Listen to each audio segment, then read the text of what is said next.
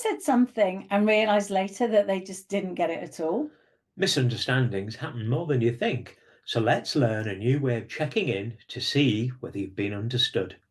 When we share new information or ask the team to do something, we check in with them and ask whether they've understood by saying, has anyone got any questions? Do you understand? Or is that clear?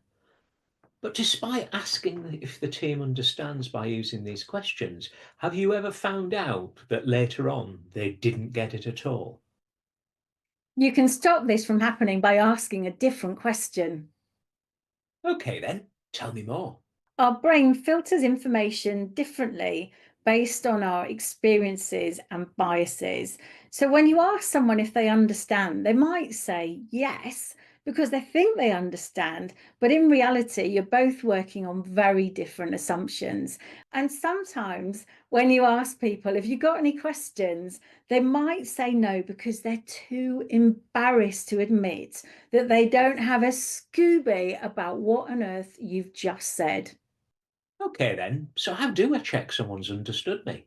A great question to ask is, can you repeat back to me what you've heard? So all I say is, can you repeat back to me what you've heard? Yes. Asking someone to repeat back what they've heard bridges the gap between what you've said and what they've heard. It's not about catching them out, it's about getting rid of any misunderstandings.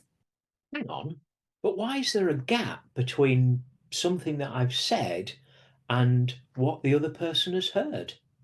When we say something, what the listener hears is always an interpretation. It's because their brain is working really hard to create meaning out of everything that they hear or we see or we experience. And sometimes our perceptions differ.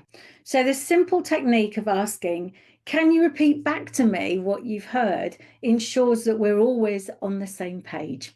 So what you're saying is, asking someone to repeat back works better than asking if somebody understands, because no one wants to look daft in front of their boss, or people might not even know that they've misunderstood something. Instead of just asking, do you understand? I should ask them to repeat it back. Is that right? Yes, it ensures clarity and it allows space for an early conversation before any of those misunderstandings can cause problems.